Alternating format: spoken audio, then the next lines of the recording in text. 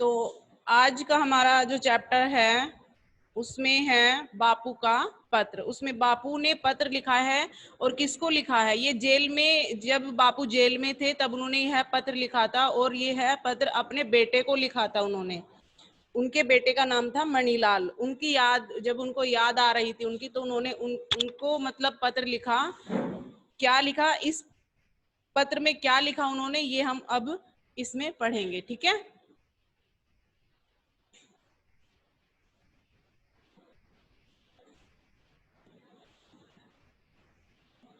इस पाठ में महात्मा गांधी का अपने पुत्र मणिलाल को जेल से लिखा गया पत्र संकलित किया गया है। कैसे, क्या लिखा उन्होंने, प्रिय पुत्र, हर महीने एक पत्र लिखने और एक पत्र आने का अधिकार मुझे मिला है। अर्थात जब वो जेल में थे तो उनको एक अधिकार मिला हुआ था कि एक पत्र सिर्फ वो लिख सकते हैं और एक ही पत्र उनके पास मतलब आ सकता है, घर वाले या कोई भी रिश्तेदार एक ही पत्र उनको लिख सकते हैं। अब मैं पत्र लिखूं कैसे, मिस्टर रीच का, मिस्टर पोलक का और तुम्हारा ख्याल मुझे बारी बारी से आता था, लेकिन इस समय तुम्हारा ही ध्यान मुझे बराबर आ रहा है। वो अपने बेटे को कह रहे हैं कि मुझे आ तो जो जो नाम उसमें लिखे हैं मिस्टर रीच, इन सब की मुझे ख्याल आ रहा है मेरे मन में, लेकिन मुझे सिर्फ एक पत्र लिखने का अधिकार है, तो इसलिए मैंने आपको ही पत्र लिखा है। मेरे बारे में तुम जरा भी चिंता मत करना, विशेष कुछ कहने का अधिकार मुझे नहीं है, मैं पूर्ण रूप से शांति में हूं।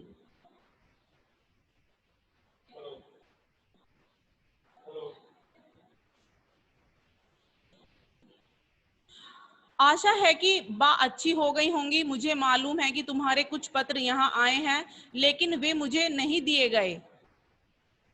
उन्होंने कहा कि अपने बेटे से कह रहे हैं कि तुम, मुझे पता है कि तुमने बहुत सारे पत्र लिखे हैं, लेकिन वो पत्र मुझे जेल में नहीं मिले हैं। फिर भी डिप्टी गवर्नर की उदारता से मुझे मालूम हुआ कि बा का स्वास्थ्य सुधर रहा है। उदारता क्या होता है, जिसके मन में दया, मतलब दया की भावना होती है ना, जिसका उदार मन होता है, थोड़ा दया की भावना वाला मन होता है, उदारता उसे बोलते हैं, ठीक है। उन्होंने मुझे बताया कि बा का स्वास्थ्य सुधर रहा है। क्या वे फिर से चलने फिरने लगी? बा और तुम लोग सवेरे दूध के साथ साबूदाना बराबर ले रहे होंगे। अब कुछ तुम्हारे बारे में कहना चाहूंगा। तुम कैसे हो, तुम पर जो जिम्मेदारी मैंने डाली है तुम उसके पूरी तरह योग्य हो और तुम उसे खुशी खुशी निभा रहे होंगे, मुझे ऐसी आशा है।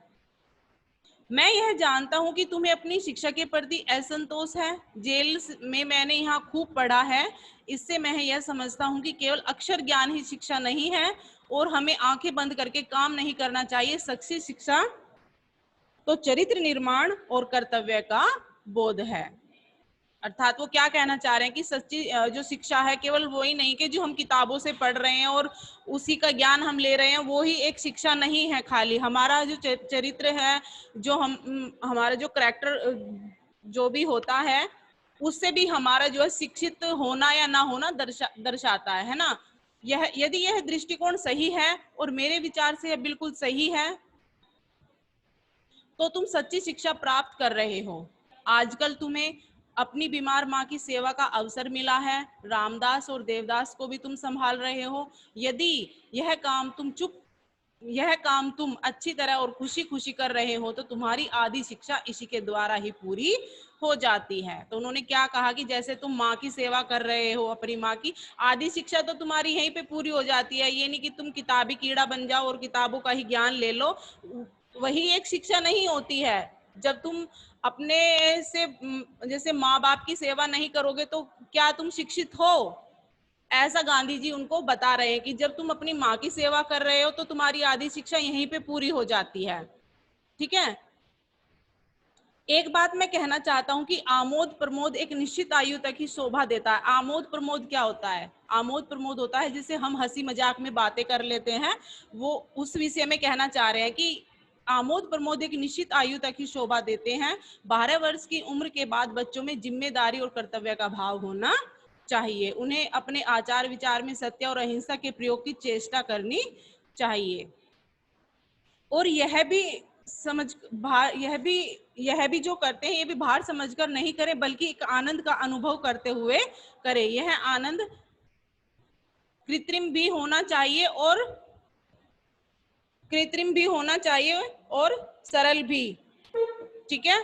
मैं जब तुम्हें काफी छोटा जब मैं जब तुमसे काफी छोटा था तो मुझे स्वयं अपने पिताजी की सेवा करने में बहुत आनंद मिलता था।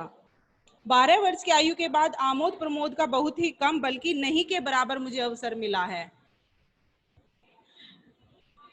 ये सब गांधी जी किसको बता रहे हैं? अपने पुत्र को। और किसके द्वारा बता रहे हैं? एक पत्र लिखकर वो उनको बता रहे हैं।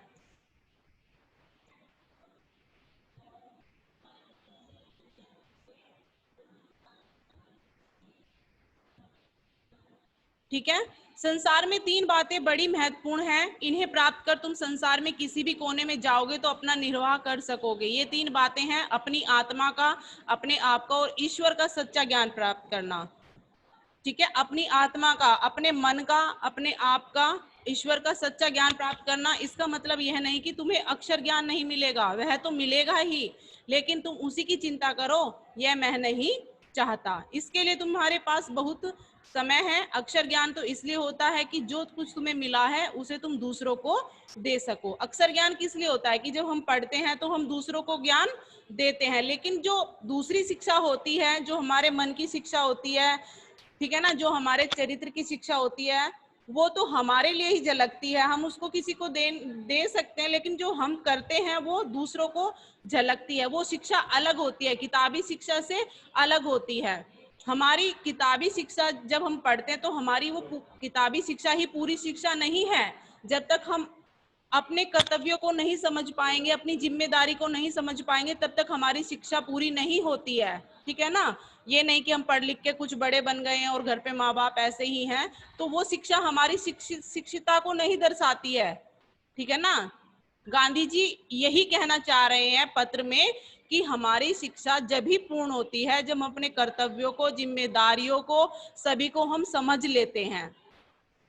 इतना और याद रखना कि अब से हमें गरीबों में रहना है। जितना अधिक मैं विचार करता हूं उतना ही अधिक मुझे लगता है कि गरीबी में ही सुख है। अमीरों की तुलना में गरीब अधिक सुखी है।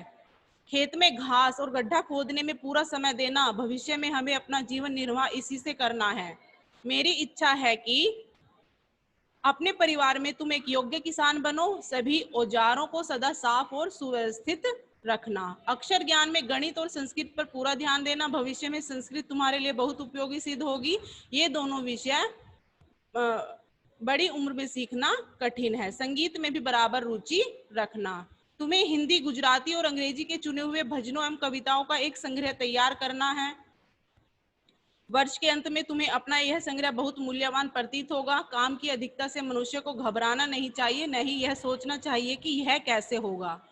ठीक है। और पहले क्या करें? शांत चित्त से, चित्त मन, चित्त का क्या अर्थ होता है? मन। और सोच समझकर यदि तुमने सभी सद्गुणों को प्राप्त करने की चेष्टा की तो वे तुम्हारे लिए बहुत उपयोगी और मूल्यवान सिद्ध होंगे। तुमसे आशा है कि घर के लिए जो भी तुम खर्च करते होंगे उसके पैसे पैसे का हिसाब रखते होंगे। मुझे यह भी आशा है कि तुम रोज शाम को नियम पूर्वक प्रार्थना करते होंगे और रविवार को श्री वेस्ट के यहाँ भी प्रार्थना में जाते होंगे।